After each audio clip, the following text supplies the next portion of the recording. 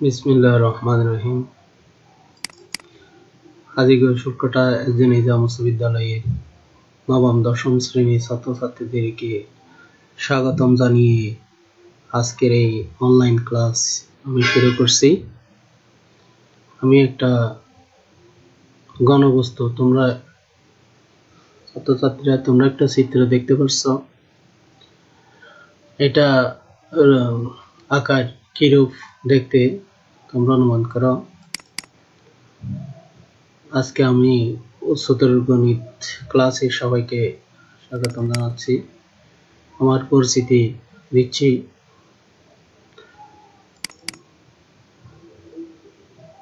আমি আজকে 13 অধ্যায়ের গণজ্যামিতি নিয়ে আলোচনা করব। তোমরা দেখো, ক্লাসটা দেখলে তোমরা বিভিন্ন সূত্র এবং অঙ্কগুলা করতে তোমাদের সহায়তা হবে। আমি আশা করি সবাই মনোযোগ সহকারে দেখলে তোমাদের জন্য ভালো হবে।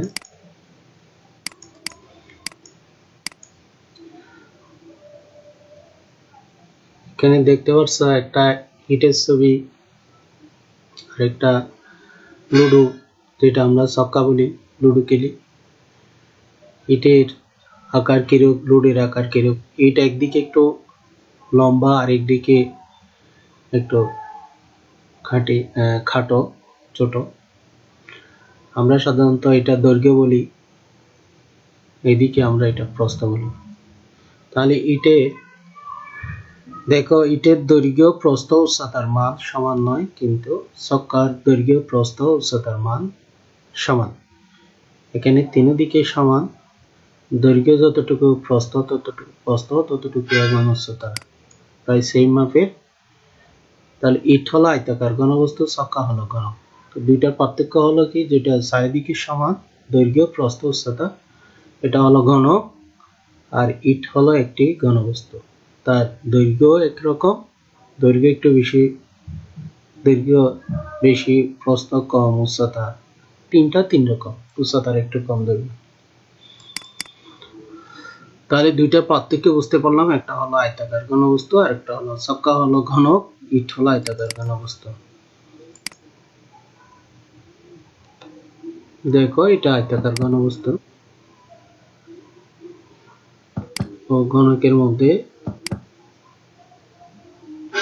শিক্ষার্থীরা এই পাঠের শেষে আয়তাকার ঘনবস্তু ও ঘনকের সংজ্ঞা বলতে পারবে, আয়তাকার ঘনবস্তু ও ঘনকের পার্থক্য নির্ণয় করতে পারবে, আয়তাকার ঘনবস্তু ও ঘনক সংক্রান্ত সূত্র বলতে পারবে, আয়তাকার ঘনবস্তু ও ঘনক সংক্রান্ত জ্যামিতিক সমস্যার সমাধান করতে পারবে। আমি আশা করব তোমরা ভালো করে ক্লাস দেখলে, অধ্যয়ন করলে, নিজে নিজে চর্চা করলে আশা করি এগুলি পারবে।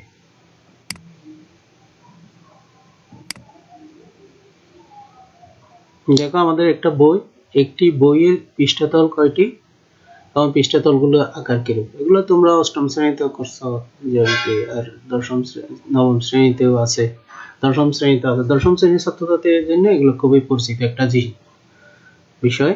বইয়ে 6টি তল আছে, দৈর্ঘ্য প্রস্থ উচ্চতা। তাহলে এটাকে আমরা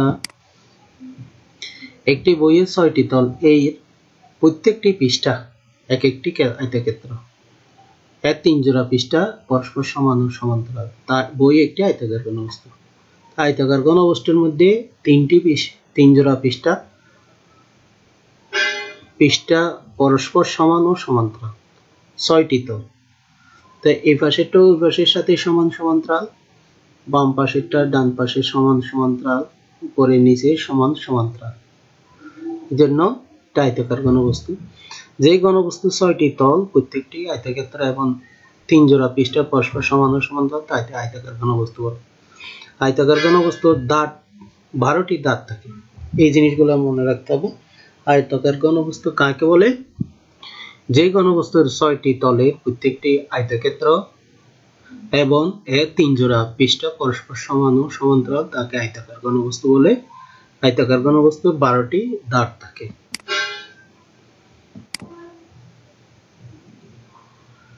খেলনা দুইটির কয়টি করে পৃষ্ঠা আছে, এদের পৃষ্ঠাগুলো আকার কি? তাহলে দেখো, এখানে পুরোটা একটা আয়তাকার ঘনবস্তু হয়েছে, আবার ছোট ছোট গুলাও অনেক আয়তাকার ঘনবস্তু। প্রত্যেকটি খেলনার 6টি করে তল আছে, এদের প্রত্যেকটি পৃষ্ঠে এক একটি বর্গ। প্রত্যেকটির 12 ধার আছে যার দৈর্ঘ্য সমান, তাই এটা ঘনক। আয়তাকার ঘনবস্তুর মধ্যে 6টি পৃষ্ঠ পরস্পর সমান ও সমান্তরাল, এখানে 12টি পৃষ্ঠে পরস্পর দৈর্ঘ্য সমান ও সমান, তাই এরা ঘনক। ঘনবস্তু যেই বস্তুর দৈর্ঘ্য প্রস্থ উচ্চতা সমান আছে তাকে ঘনবস্তু বলে। আয়তাকার ঘনবস্তু 3 জোড়া সমান্তরাল আয়তাকার সমতল বা পৃষ্ঠ দ্বারা আবদ্ধ ঘনবস্তুকে আয়তাকার ঘনবস্তু বলে। আয়তাকার ঘনবস্তুর দৈর্ঘ্য a, প্রস্থ b এবং উচ্চতা c হলে আয়তাকার ঘনবস্তুর আয়তন a b c ঘন একক। তাহলে তিনটা একক একটার সাথে একবার, আবার এর সাথে b গুণ হয়ে b এর সাথে c গুণ হলে 3 বার যখন গুণ হবে আমরা জানি ঘন একক হয়।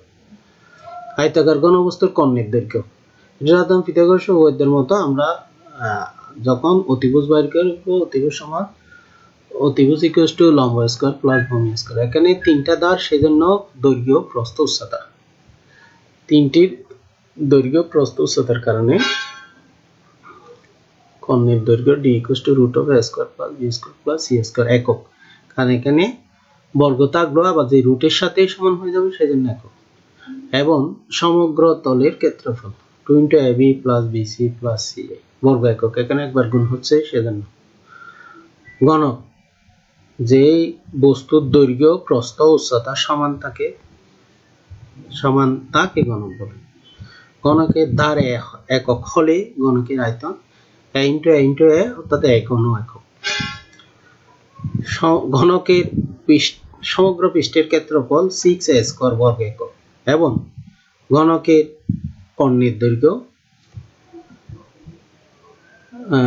2 * a স্কয়ার * a স্কয়ার অর্থাৎ 6a স্কয়ার হয়।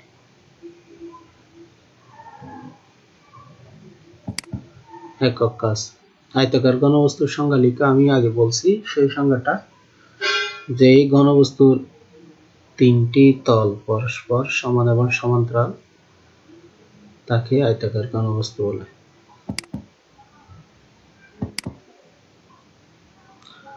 আয়তাকার ঘনবস্তুর দৈর্ঘ্য a, প্রস্থ b, উচ্চতা c হলে 6টি পৃষ্ঠের ক্ষেত্রফলের সমষ্টি ab bc ca, ab bc ca double বিদায় দুইটা তলেকে একই, সেজন্য 2 * ab plus bc plus ca বর্গ একক। আয়তাকার ঘনবস্তুর আয়তন দৈর্ঘ্য * প্রস্থ * উচ্চতা। আমরা আয়তক্ষেত্রের আয়তন দুইটা পৃষ্ঠ হলে দৈর্ঘ্য গুণ প্রস্থ, আর তিনটা পৃষ্ঠ হলে দৈর্ঘ্য গুণ প্রস্থ গুণ উচ্চতা ঘন একক। কর্ণ কে প্রতীক ধরি root of a square plus b square plus c square. আয়তাকার ঘনবস্তুর সমগ্র তলের ক্ষেত্রফল ঘনকের দৈর্ঘ্য a, প্রস্থ b, উচ্চতা c। তাহলে 6টি পৃষ্ঠে ঘনক যখন হবে তাদের সবগুলো তলের উচ্চতা দৈর্ঘ্য প্রস্থ আমি আলাদা ধরলো, এগুলো কিন্তু এক। দৈর্ঘ্য a হলে প্রস্থ a, উচ্চতা হয়, তিনটা সেম জিনিস। 6টি পৃষ্ঠের ক্ষেত্রফল সমষ্টি 2 * ab প্লাস bc প্লাস দৈর্ঘ্য বর্গ একক 6a স্কয়ার। দৈর্ঘ্য গুণ ঘনকে আয়তাকার ঘনবস্তু সেম দৈর্ঘ্য, এখানে ঘনকের আয়তন 2 দৈর্ঘ্য গুণ প্রস্থ গুণ উচ্চতা অর্থাৎ a * a একই ঘন একক। কর্ণ k = root of a square plus a square plus a square root of সাথে রুট চলে গিয়ে √3a একক। দলীয় কাজ, আমি একটি আয়তাকার ঘনবস্তুর দৈর্ঘ্য প্রস্থ উচ্চতা 12 সেন্টিমিটার, 10 সেন্টিমিটার, 6 সেন্টিমিটার এর সমগ্র তলের ক্ষেত্রফল, আয়তন ও কর্ণ নির্ণয় করো। তোমরা এই অঙ্কটা সমাধান করলে আশা করি ঘনবস্তু সংক্রান্ত সব অঙ্ক আস্তে আস্তে পারবে, চর্চা করতে হবে। আমরা সমগ্র তলের ক্ষেত্রফল 2 * ab plus bc plus ca বর্গ একক, আয়তন a b c ঘন একক কর্ণ root of A square plus B square plus C square. তাহলে এই মানগুলা আমরা দৈর্ঘ্য এ সমান 12 সেন্টিমিটার, প্রস্থ বি সমান 10 সেন্টিমিটার, উচ্চতা সি সমান 6 সেন্টিমিটার ধরে আমরা সমাধান করব সূত্রের সাহায্যে। একটি আয়তাকার ঘনবস্তু ও ঘনকের দুইটি পার্থক্য লিখো। এটা তোমরা যদি সংজ্ঞা দেখো তাহলে তোমরা অবশ্যই পারবে। এখন আমরা নৈর্ব্যক্তিক যেই বিষয়গুলো প্রশ্নগুলো আছে সেগুলো আমরা দেখব। ঘনকের বর্গাকার কয়টি পৃষ্ঠা আছে? ঘনকের বর্গাকার পৃষ্ঠা কয়টি? 3 সেন্টিমিটার বাহু বিশিষ্ট ঘনকের কর্ণ। তোমরা এগুলো নিজে নিজে চর্চা করবা, যাতে করে তোমরা কতটুকু নিজেরা বুঝতে পারছো সূত্রের সাহায্যে মিলে দেখবা। আশা করি ইনশাআল্লাহ সবাই পারবে। আয়তাকার ঘনবস্তুর আয়তন সূত্র যখন তোমরা প্র্যাকটিস করে দেখবা তখন এখানে মনে পড়বে কোনটা আয়তাকার ঘনবস্তুর আয়তন। কে এবিসি নাকি a root 3 a cube root of a square plus b square plus c square। আয়তাকার ঘনবস্তুর কর্ণ, কর্ণের সূত্র কোনটা সেটা তোমরা দেখবা। 2 সেন্টিমিটার বাহু বিশিষ্ট ঘনকের আয়তন 6 centimetre root of 2 centimetre root of root 2 centimetre 3 into root 2 8 centimetre. ঘনকের প্রত্যেক পৃষ্ঠের ক্ষেত্রফল কি হবে? a cube a root 3 a root a square oblique root of a square plus b square plus c square। আয়তাকার ঘনবস্তুর সূত্র, ঘনকের সূত্র।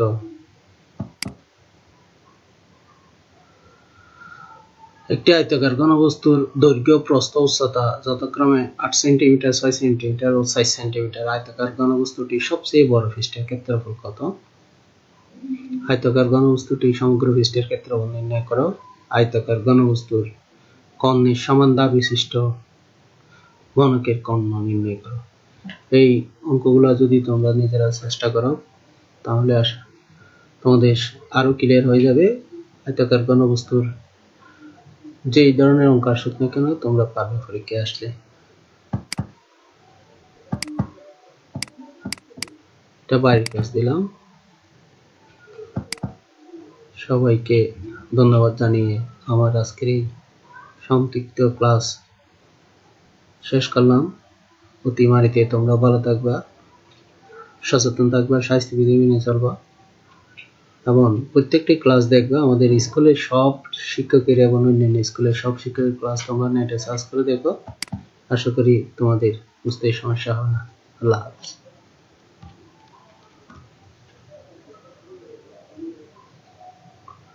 ভিডিওটা কিরকম হয়েছে?